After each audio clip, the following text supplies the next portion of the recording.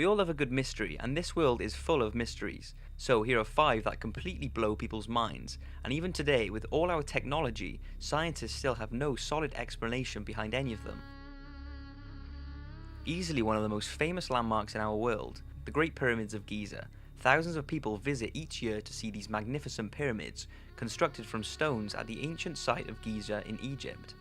Despite years of analysis, no one actually knows how they were constructed, but it's believed they were built over 5,000 years ago. They're built using over 2.3 million blocks of stone and granite, each weighing over 1 ton apiece, and some weighing as much as 40 tons. What baffles people is how they were moved from their place of origin as far as 600 miles away in Aswan and transported to Giza. Maybe on rafts down the Nile during the rainy season, but how did they get them onto the rafts? Wheels hadn't been invented then, so the possibility of a cart transporting them to the rafts can be ruled out. The largest of the 3 pyramids is known as the Great Pyramid, and it's truly an astonishing work of engineering, and this is what most people go to see. It's believed to have been built over a 20-year period. Some believe that it was built by slaves, but this seems to have been disproved. What researchers believe is that the Egyptians somehow got the stones, possibly off the rafts, onto platforms on the sand. A worker would then wet the sand in front of the raft, and other workers would then pull the platform, which would slide on the wet sand. Here is an image that was found in the pyramids which shows workers doing exactly this. There is a man pouring liquid onto the sand, whilst many are dragging the sled. The key was to get the sand just right, so that it does not pile up in front of the sledge as it does in the case of dry sand, and instead create an ice rink style flat surface for the stone to be transported. Research has shown that by wetting the sand, this halves the pulling power required. But then how did they build them up into the pyramid shape? It's completely mind-boggling. There's more aside from how the stones were transported or how the pyramids were constructed that completely confuse experts, such as the fact the pyramids are located on the exact center of the landmass of the Earth. Mathematical formulas and numbers like the constant pi formula were also used to construct the pyramids, but the pi formula had not been discovered until years after. The 3 pyramids in Giza form a Pythagorean triangle whose sides have the proportions 3, 4 and 5. The pyramids are also giant sundials and calendars. The pyramids are also exactly aligned to the north-south axis of the compass, but don't forget the compass hadn't been invented for years after the pyramids were built, so how could the Egyptians possibly have built their pyramids facing the exact magnetic north without even having a compass? The list goes on and on with things that surely would have been impossible to do thousands of years ago. I'm going to do a separate video about 5 mysteries surrounding the pyramids, so keep an eye out for that. But what do you think about them? How do you think they were built to such specific measurements and alignments? Some say they were held by other life forms, but maybe we just underestimate the capabilities of our early humans. The Antikythera Mechanism.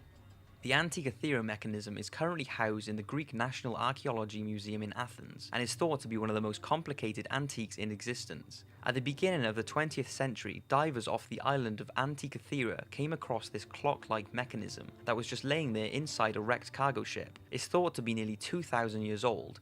This device was very thin and made of bronze. It was also mounted in a wooden frame and had more than 2,000 characters inscribed all over it, though nearly 95% of these have been decrypted by experts, but there has been no publication of the full text of the inscriptions. But today it's believed that this instrument was a kind of mechanical analog computer used to calculate the movement of stars and planets in astronomy, which sounds nothing compared to our modern technology, but don't forget this was built in around 87 BC. It's incredible to think how it was made thousands of years ago, but also no one has any idea about why or how it became to be on that sunken cargo ship. The ship was Roman though, and they think the Antikythera mechanism was developed in Greece. One theory suggests that the reason it came to be on that Roman ship could be because the instrument was among the spoils of war loot by the Roman Empire Julius Caesar. Stonehenge. Stonehenge is a prehistoric monument located in Wiltshire, England. Similar to the pyramids, they're believed to have been constructed in around 3000 BC to 2000 BC. Although there is lots of ancient monuments surrounding the area, the main mystery is the stones you see here.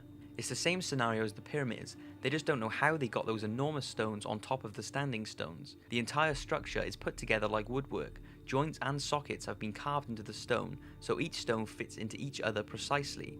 Stonehenge is also incredible in that it has horizontal stones to form arches. These horizontal stones have been engineered so that they were flat on a sloping site.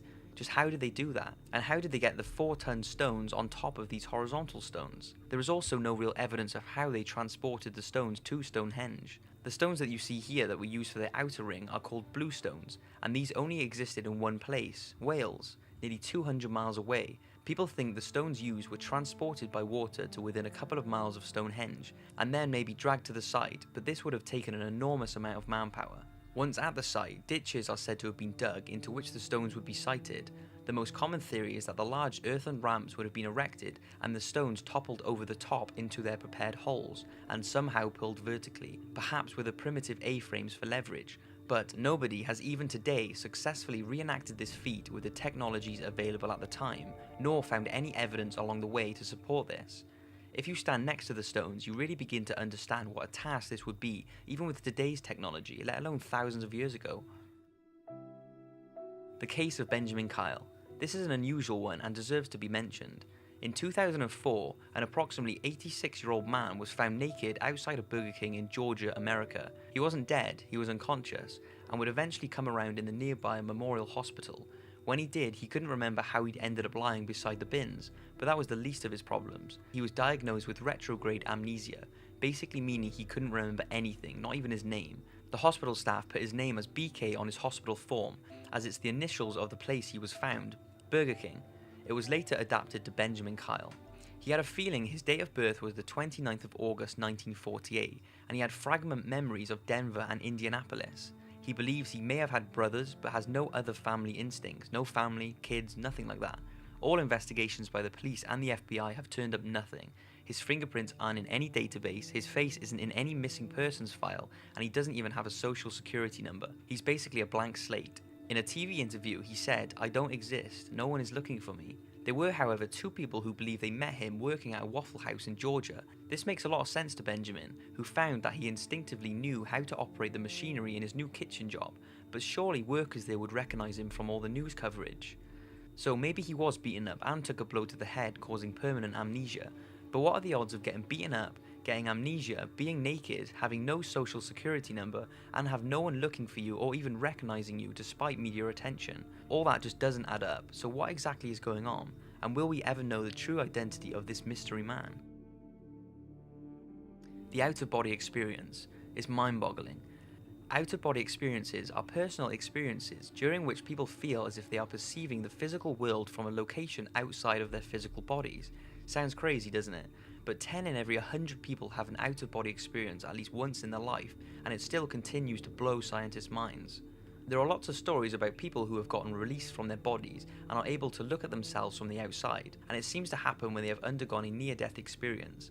They are said to feel no pain or emotion, and what's even crazier is that after their experiences, they are able to describe what they have seen from the outside perception, which they wouldn't have known from their body.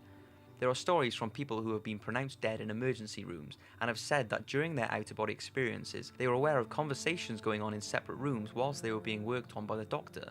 But how can this be possible? How can you even see yourself from a different angle while still being in your body and record in your memory what's going on from that perspective? You can see why it's unsolved.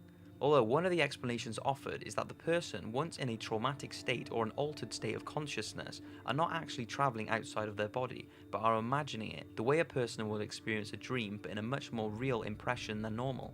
The brain is highly complicated and can produce all sorts of images that can seem real. But how do you explain people hearing things and seeing things in different rooms or places they wouldn't be able to do with their real bodies? Some say we are living in a multi-dimensional world, and only during an out-of-body experience can we activate our other dimensional senses. But this is just a theory, of course, and to this day there is no conclusion as to what's going on.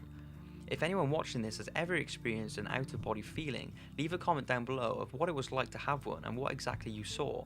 I hope you've enjoyed the video, thanks for watching and see you in the next one.